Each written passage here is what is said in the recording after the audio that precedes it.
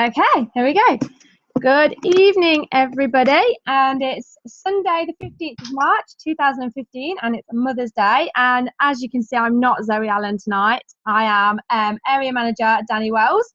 And Zoe asked me today if I could take the training, which I said, of course.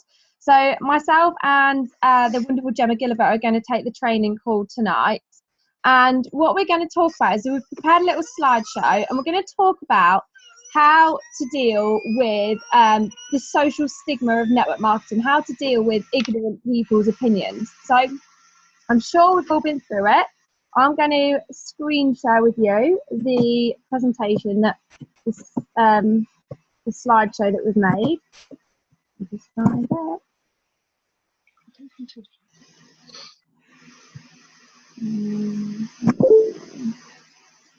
Gemma, is that showing up? Yep. Okay, great. Okay, so why has someone told me that network marketing doesn't work? That is the title. Right. Okay, so social media platforms. So if you haven't already, you will at some point in your journey have someone make claims on what your business is or isn't that is not actually based on factual information, only their opinion or what they may have heard from somebody else. So I've had this a few times. So I joined in July last year, and I've had a few people make claims to me purely based on their either opinion or what they may have heard from like their next door neighbour's brother, saying, oh, that the white Mercedes isn't real, there's no such thing, you don't get it, or you'll never make any money out of that, etc., etc. So if you haven't already had that, you may probably come across somebody making their opinion, and they will probably do that over social media, so it is public as well. So also, but social media is rife in this day and age, and it has transformed network marketing businesses with the power of spreading the word. With the genius that is social media, it also enables us to be a platform for those unwanted, unnecessary, irrelevant, pointless comments or untrue information. So again, just leading off of that point, sometimes people will make an opinion. Oh, wow, what's that? I just in that line. Oh. Someone will make an opinion on your business that is completely unnecessary and irrelevant to their day-to-day life. So by saying that the white Mercedes isn't real, one, it is, but two, even if it wasn't, what is it of their business? If they don't do this business, what difference does it make to them if it is or isn't real? So you will get quite unnecessary points from people. And to try to avoid others' opinions, try to keep your own update true to how you feel, true to what your business does for you, and true to your own belief to where it is going. It is harder for someone to question what is true to you, but if you do write something such as, I will have my white Mercedes next week, when it's near impossible that you won't, you are putting a platform up for the keyboard warriors to make a dig. So yeah, so I've made this mistake before, you know, I've got such a clear vision on where my business is going. And for me, if I say something like my business gives me a fantastic social life, it makes me happy, I love working at home on the sofa like I am now, all of those things are true. And somebody cannot question what is true. They cannot question that I am not working on the sofa at home now. They cannot question that I'm not loving my business. They cannot question that I gain from the social element of this business. But if I made a comment to say I'm going to get my white Mercedes 1 week after I've been doing network marketing, even if I did believe that that could be possible, you're setting yourself up on a platform for somebody to make comments on your status. And once one person makes that comment to say, oh no, it doesn't exist, that's where you'll get all the other people flocking in. Once one person steps away from the herd, they'll all come away. So try not to make statuses that are going to be a platform for other people to knock you down. So if you are going to write something about your business, make sure it's true to what you gain from this and how you feel about this, as opposed to saying something like, oh, I'm going to be a millionaire next week. Maybe if you said in 4 years' time, I'm going to be earning what I would like to be earning if I worked 40 hours a week, that is a true statement and that is a realistic time period. So just try to be careful on what you do actually say. Go to the next page. I've had lots of fun with PowerPoint tonight and all the different effects. Okay, so those who succeed at network marketing do it at the expense of others, and it's not fair. So this is one of the opinions that people will either think or say about your business. sometimes people will say it to your face, and sometimes people will say it on your Facebook. So I've compiled a few answers here. Okay, let me just mind that. Okay. Everyone who takes a look at network marketing as a part-time income or a significant wealth building alternative has the exact same opportunity to succeed as everybody else. So life is not fair if you define fairness as everybody wins. So everybody has the exact same company. We all redirect our spend to Arbonne. We all have the same compensation plan. We all start at the bottom. We all start at the beginning with just us. We are a team of one person in the beginning. We all have the same goal. So we all have the same opportunity as well. So some people might not succeed at network marketing for whatever reason. So that would be like me deciding now that I didn't want to do network marketing anymore, that I wasn't happy for whatever reason, and I decided to quit.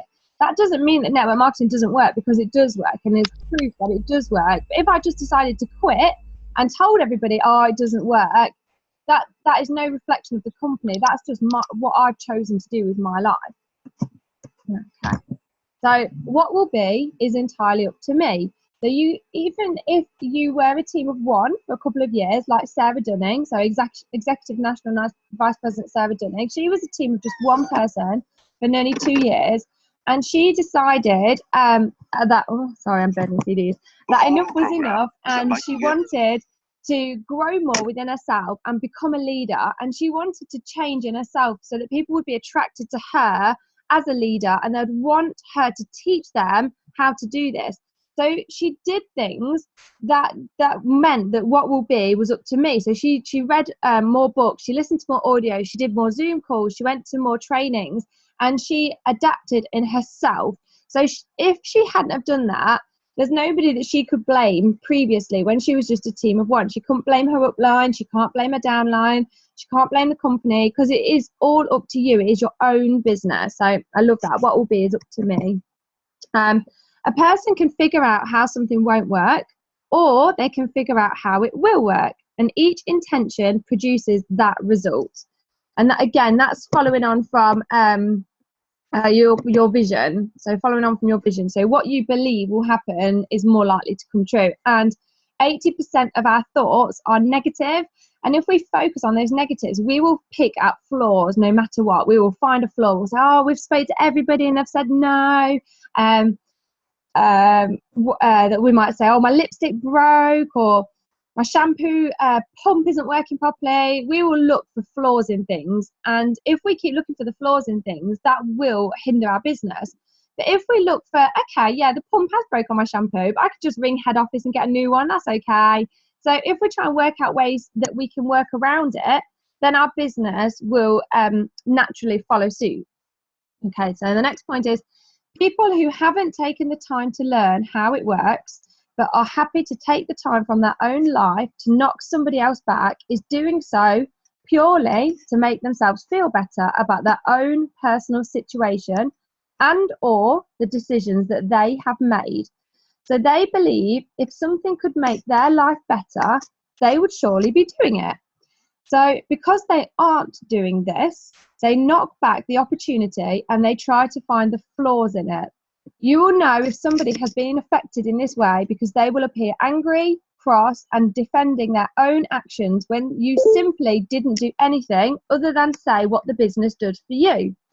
So I've also added here, how would you react if somebody else, one of your friends, started their own photography business, and even if you heard that their photography wasn't that great, you would still encourage them and support them, and you'd be of any help that you could be. And the only time that you'd be mean about somebody doing something with their life is if they have inadvertently made you feel that you were not doing the best that you could be doing. So most people that you come across will be really supportive of your business. Even if they don't want to join the business, they just want to use some of the products, they'll be so supportive of you, and they'll be glad that you're doing something, you're earning this extra income, you're getting more time, you're having fun, and they'll be really supportive. But you will come across some people that it will make them feel bad within themselves, and you haven't meant for them to feel bad, but they'll be thinking in their head, oh God, she's doing this amazing thing, and if it's so amazing, why am I not doing it? What's wrong with me? And I think a lot of us have felt like this in different aspects of our life. And for me, I can relate this really well with parenting. So I try and be a really good parent, as we all do. But sometimes I'm not a good parent. And there are some days where my kids drive me crazy and the house is a mess and I haven't done the cooking. And sometimes I'm not a great parent, I'm not a great wife. And then I go on Facebook and I see a couple of my friends and they've done amazing things with their kids that day. They've gone swimming, they've gone to the cinema, they've cooked this lavish meal and they've took pictures and their house is spotless. And that's great that they've done that. And they don't mean to do this, but I feel terrible because I'm like, wow, she's doing amazing and I'm doing really bad. And that's not their fault that they're doing that. That's how I feel. And that's my issue, that I feel bad looking in on what somebody else is doing with their life. So I really liken this to network marketing. I think I'm doing network marketing the best I can. And I'm doing all right at it. And I'm learning and I make mistakes, but I'm learning. And if somebody else is affected in a bad way with what I'm doing, that's not my issue. That's their issue. And that's how they feel. And if they feel bad about what I'm doing, they need to take a look at their own life. And if they want more money or more time or more social fun or to work at home on the sofa, then they really need to look into this opportunity and not knock it and not look for the flaws in it. So I hope that you find that useful, because I find that quite useful, trying to think, giving people a bit more sympathy to why they feel that way. Right. Okay, the way the world works before a new norm is born. So, I love the book, The Way the World Works by Jude Winninsky. And he says, okay, it is in the nature of revolution that at its inception, so at the beginning, a very small amount of people are involved. The process begins with one person and one idea. An idea that persuades a second person, and then a third person, and then a fourth person, and that gathers a force until the idea successfully turns the world upside down. Now, you can liken this to the housing boom. So I was talking to my mother-in-law the other day, and I said to her, oh, if somebody had said to you back in the 70s or 80s, when you bought your house for however much it was, I don't know, say it was £15,000, I said to Suzanne, if somebody had said to you, you buy another house now, and in the next 20, 30 years, you'll be able to make so much money out of buying that house and renting it. And I said, and if you knew what you knew now about how much houses have gone up in price, and you had said back then, well, I can't afford it, there's no way you would have just left that. You would have found the money somehow. You would have absolutely found the money and bought that second house because you knew how huge it was going to be. And I also liken it to the dot-com era. So again, in the 90s, if somebody had said to you, okay, invest in this company that you've never heard of called Apple. I know you've never heard of it, and I know it's not very big right now, but it's going to be huge. And if you invest in Apple, you will be a millionaire. You'd say, nah, I can't afford it. But if you knew what you knew now, you would. And that's the same as network marketing. So the next generation that haven't even been born yet are going to be saying to themselves, wow, the people that were involved in the early start of network marketing, how lucky are they? The same as how we say about the people that did buy all the houses and they rent them all out and they've made their millions. Okay, so a revolution not only requires determination, belief and vision, but also people willing to be at some point mocked for being the minority before it becomes the norm. So I'll go back to the white Mercedes because I have had it. People saying to me, oh, are you driving your white Mercedes yet? And I'm like, no, not yet, because you don't get given it straight away. You have to work towards it. And I have been teased, but I try to think of it as quite light-hearted teasing, because unless you do network marketing and unless you are a consultant of Arbonne, people don't understand that there are those 4 levels and you do have to work towards those 4 levels, and it does take time. And I just try to think in my head, okay, yeah, they're taking the mick that I'm not driving my white Mercedes yet, but that's okay because they don't get it. And when I do get the white Mercedes, they're going to be the first ones to say, oh, wow, you proved me wrong. So I quite like that.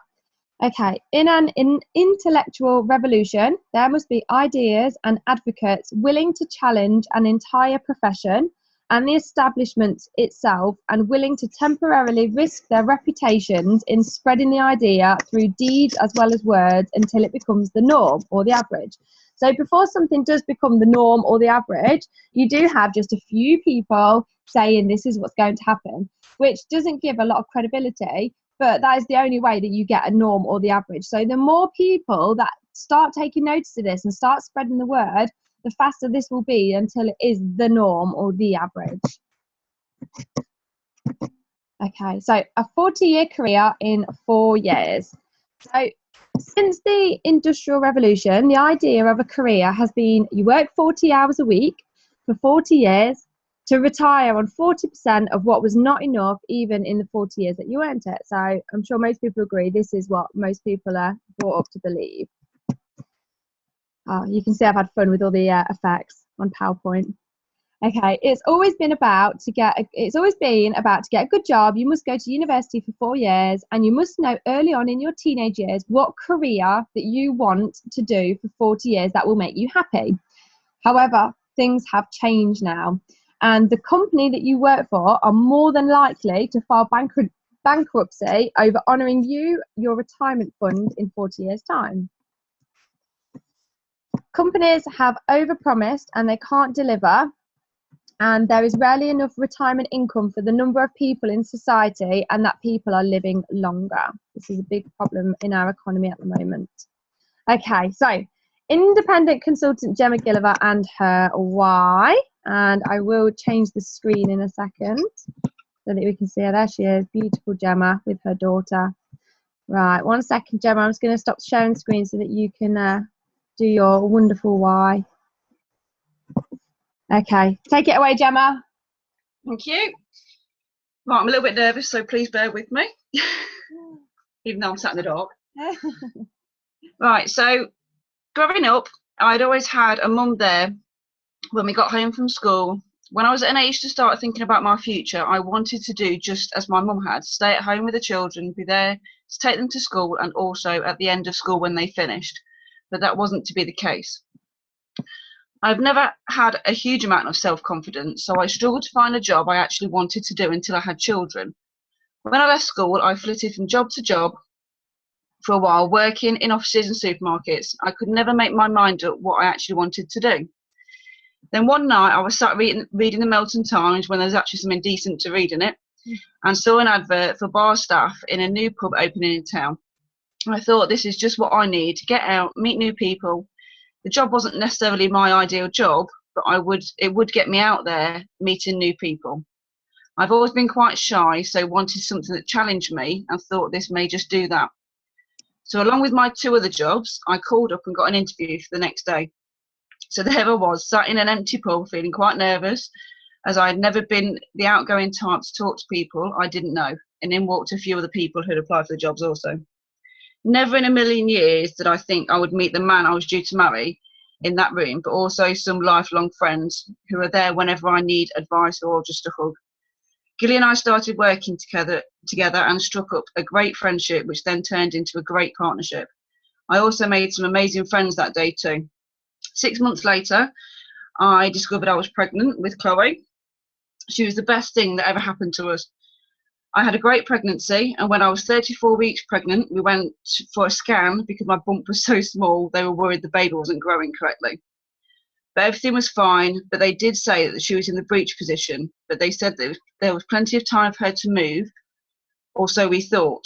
So there I was on my due date, 22nd of February 2003, waiting for my little one to make an appearance. But she was so nice and snug and warm, she didn't want to come out. Late on the 25th of Feb, there I was watching TV, and I had my first contraction, then another quite quickly. Off I went to hospital to be told that she was still in the breech position and I was going to need an emergency C-section. I was prepared for theatre, and Gilly put on his green outfit, and I was wheeled into theatre to meet our little bundle. At 3:30 a.m. on the 26th of February, we got to finally meet our gorgeous girl. I wanted to wrap her in bubble wrap for the rest of her life. I never wanted anything to happen to her. I wasn't able to meet her for the first few hours, as she was born with some facial deformities which were linked to her hearing. Everything was later confirmed to be okay, but she would have to go into hospital for some cosmetic surgery at about 6 months old. But now, look at her, you would never know. There she is. Beautiful Chloe. A few years later, we decided to try for a brother or sister for Chloe. With Chloe being unplanned, I thought we would fall pregnant straight away.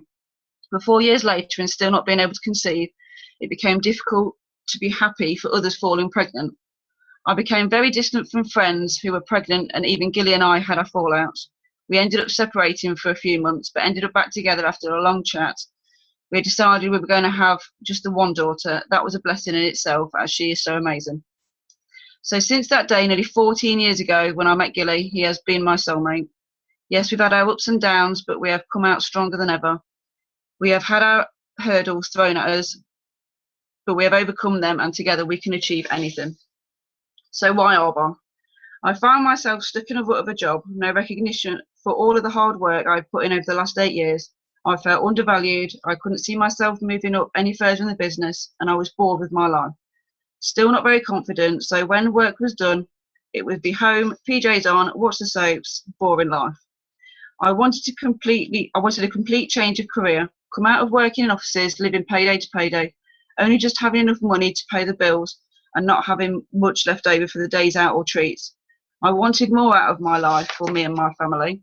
I wanted my husband to be proud of me and what I could do. All I did before Arbonne was come home and moan about work. Obviously, he got frustrated with this. I first found out about Arbonne when I was surfing through Facebook one day and noticed my sister-in-law Jennifer was starting up her own business, which she was running from home. I have always worked full-time since having Chloe and always wanted to have more time at home to be there for my family. So I sent her a message asking what she was up to. She sent me a few links to watch, which were really down to earth and nothing too formal, which got me really intrigued. I asked if she had any more info to give me, so she lent me the Own Your Life book and told me to read the first 4 chapters. I finally managed to put the book down on chapter 10. I was glued. When she gave me more details about the monthly maintenance and how long she spent working from home, I thought, how will I manage to afford that every month, and would I really have the time to do this? My answer was no.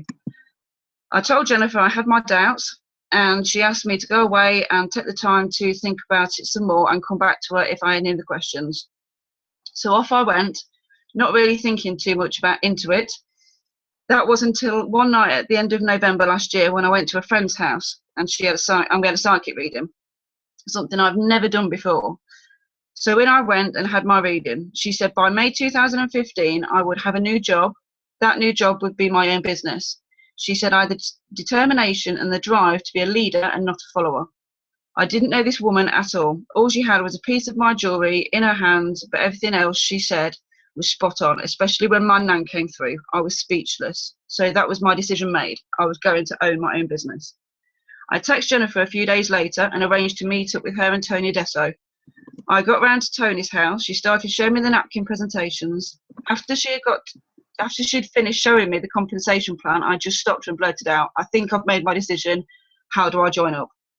So that was that. I signed up that night on the 2nd of December 2014 and have never looked back. Yes, I've had a few negative comments, which did get to me, but the support from the other teams already set up have been my saviour. I have made so many new friends who I would never have met if I hadn't joined up. I can message them whenever I need support, and they are there to offer the support and a hug when it's needed. This is the best thing I've ever done to build my confidence, which I lost 6 or 7 years ago due to people knocking me down so low I didn't want to leave the house. I will not let people like that knock me down again. This is me, like it or lump it. My confidence is now at an all-time high, which is great for me and my relationship with my husband. I love the person I am now. I just wish I could have been this person for the last 14 years and not so withdrawn within myself. I am enjoying life. I love me again. And most of all, I have loved meeting all of the new people I've met who now feel like family. I'm leaving a legacy for my daughter and her family in the future just by having the guts to say, yes, I can do this. Anyone can do this to change their lives for the better. I was a little hesitant in the beginning, but so glad I asked the questions to be here today. No matter what, never let the small-minded opinion of ignorant people distract you from your dreams, as I am a true example of this, and I want others to see if I can change anyone's. Try and read that. See if anyone can with everything I have been through. That was fantastic. Thank you so much. That was really, really great, Gemma. Thank you. Thank you for asking me. Oh, right. How do I change the view? Oh my goodness, that's gallery. Oh, screen. Can you see the screen, Gemma? No, I can just see you. Oh, okay. Oh, hang on. Oh my God. I'm so Confused? Hang on. Screen share. There we go. I'm doing it.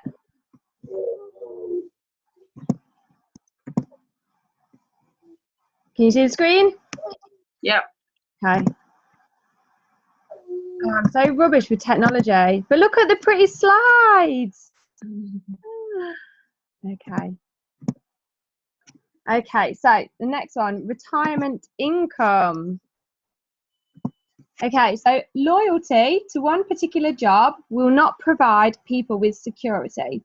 So the average person moves jobs 7 to 12 times in their life, and that's just on average. I think I've probably had about 5 different jobs so far. It isn't about how much you invest, but how long. Oh, but yeah. So if you're looking at your retirement and you want to invest enough money that when you retire, you've got that income. Basically, it isn't about how much money you invest; it's how long you invest it for. So if you invested £500 a month that had an interest rate of 7%, and you did that from the age of 30 until you were 70. You would roughly have over £1.2 million when you are 70 years old. However, if you wait until you are 50 years old before you start saving, to have the same cash value at the age of 70, you would need to invest £2,500 a month. And that is based on a 7% return, which is very generous. Because if this money was in the bank, it would probably more likely be 1 or 2%. So savings accounts do work when we work it, but how many of us have that amount of money after all of the bills are paid to invest that money? So I know I do not have a spare £500 a month pre-Arbon. I didn't have a spare £500 a month to invest into my retirement fund, which sounds quite silly really, because we do need to think about how we are going to survive once we do leave work after the age of, say, 70 or whatever the retirement age may be as we approach that. So you could buy a house and you could have real estate income every month. But again, who has the money offhand to purchase or invest in a second home? And what about the risks of the market collapsing and or the tenants now treating the home as you would like? So again, it's all quite a big risk. Oh, and I really love this quote. I wanted to put this in. So Theodore Roosevelt, if I've said that correctly, says, "It's far better is it to dare mighty things, to win glorious triumphs, even though checkered by failure, than to rank with those poor spirits who neither enjoy much nor suffer much, because they live in grey twilight that knows not victory nor defeat." I like that quote.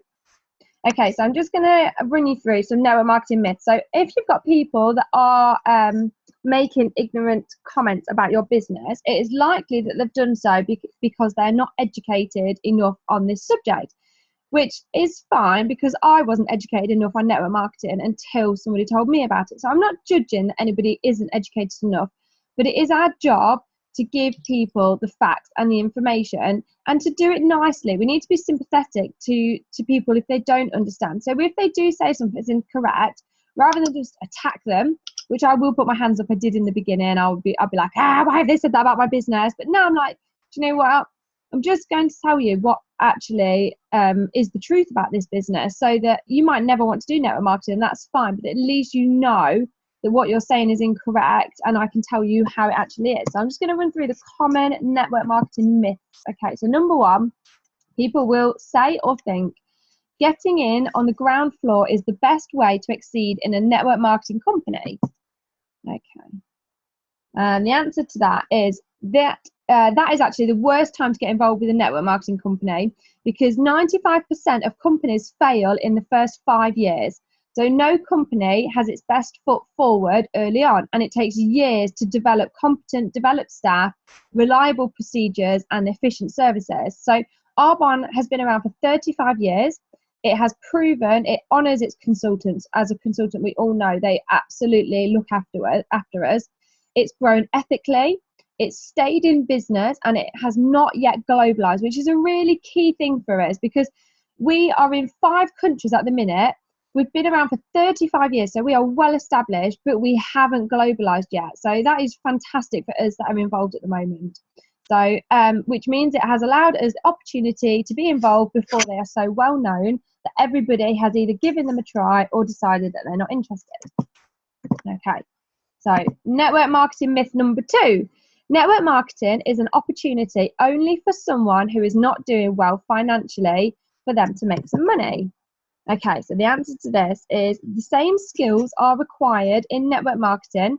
Learning confidence, we learn assertiveness, we learn to be dynamic, we have resources to prepare ourselves through the challenges such as time, discipline, and a positive crystal clear vision, whether it's easy or not.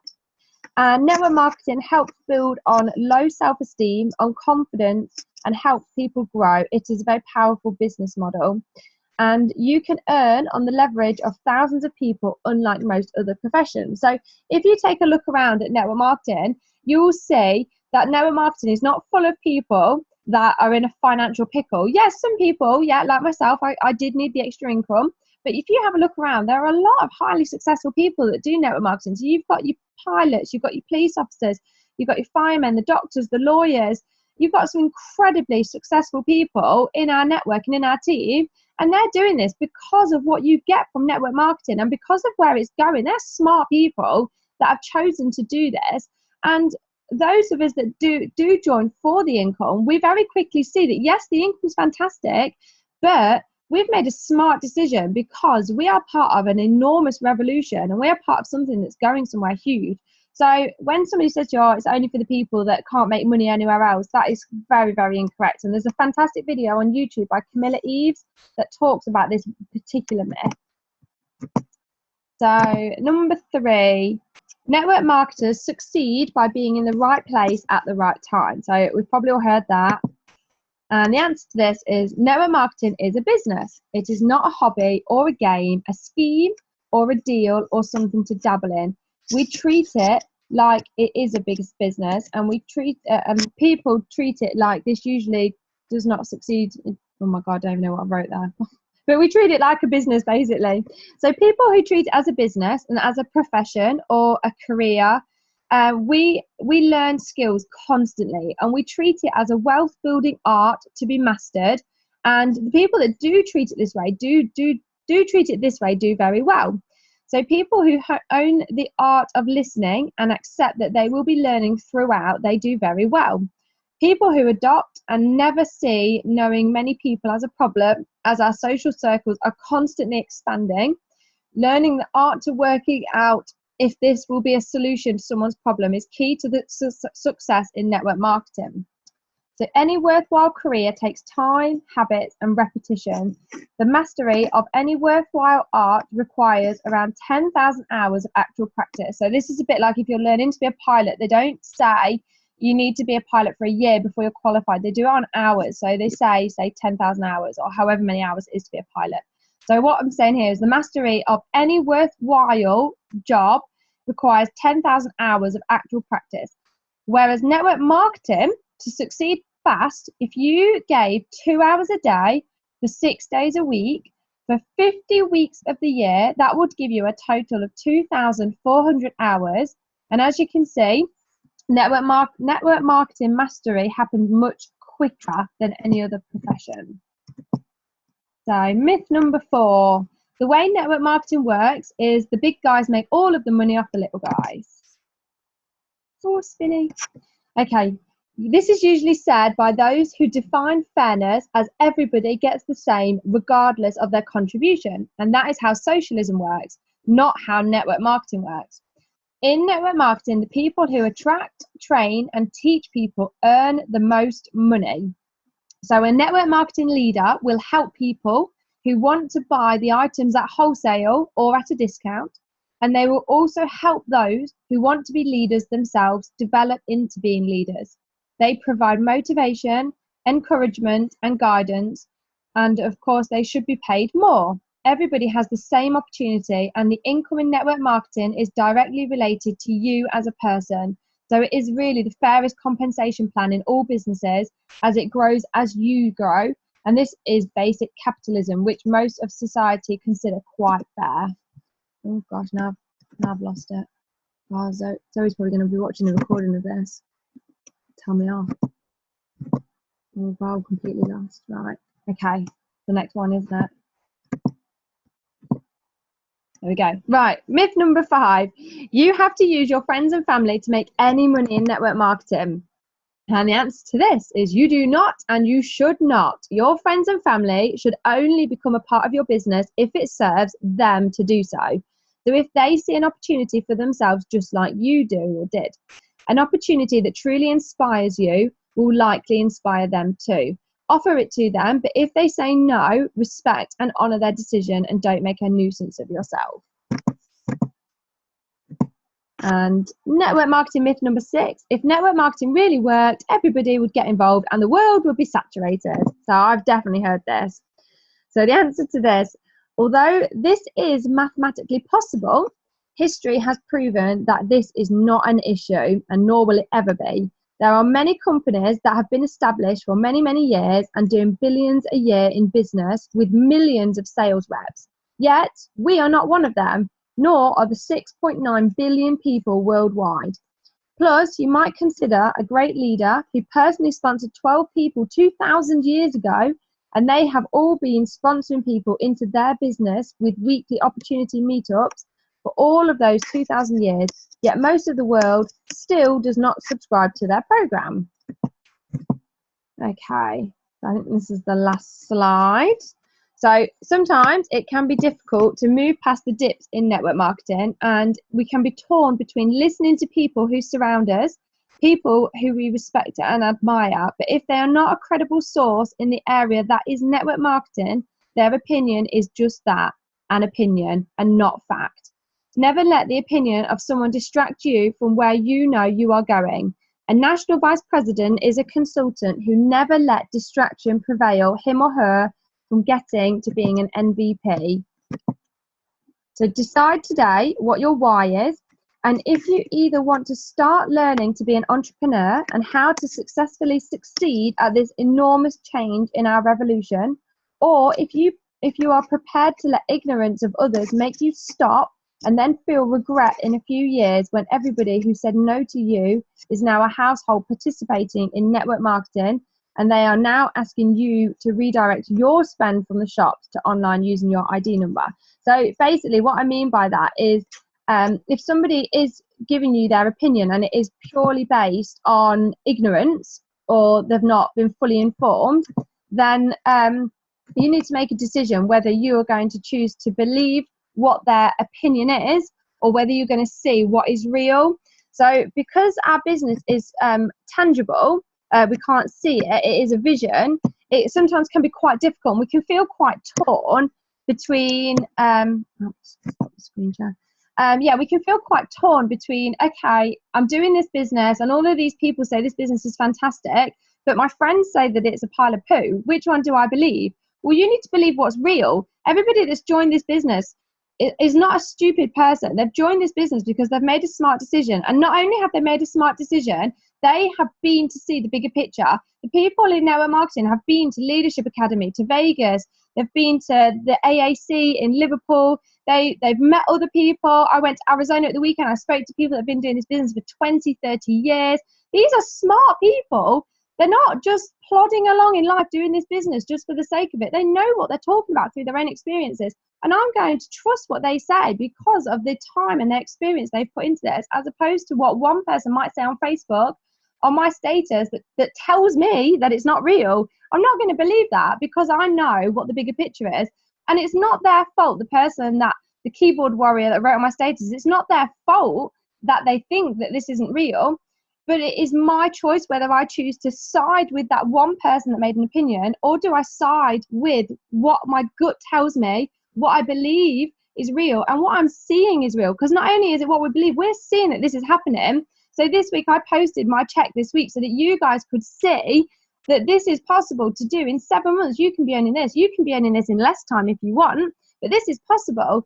So if somebody says to you, oh, that check's not real, you know it is real because you've seen it. It doesn't matter what somebody says on Facebook. If they want to say it's not real, fine, let them do that. That is their issue, but that's not our issue.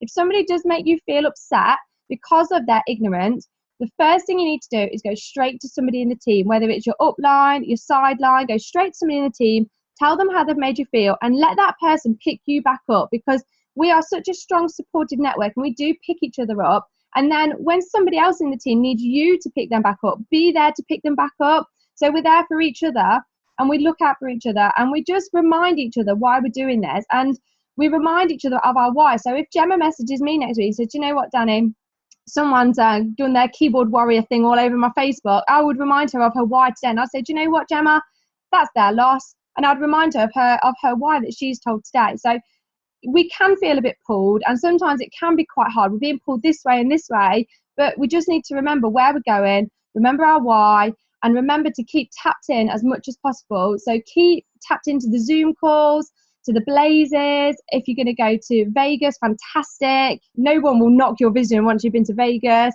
Keep going to Leadership Academy events, on anything that you can go to, keep going to, because that will keep your vision alive, and that will keep you going in the direction you want to go in. And you'll just leave them lot behind, tapping away on Facebook for the next 40 years, living off 40% of their income that they can barely survive on right now. And if they can't afford to pay their electricity bill while we're all in Maui, that's not really our loss. So, right, that was everything. So, oh God, all those chats. Let's unmute you. Was there any questions from anyone? So the next, you know what I mean? It's just, it doesn't seem feasible. And you save £200 on the ticket, yes. For all the hassle that you do. Someone's having hassle. Send everyone home without realizing. Well done, Danny. Well done, Gemma. Brilliant job. Thank you. Is that all right? Really good. Right, I'll stop the recording then and end the meeting. I hope that's okay for everybody. And thank you, Gemma, for doing your why. That was a really great why, it really was. And I will be reminding you of it when you need reminding. Thank you, Danny. All right, see you soon, guys. See you later. Bye.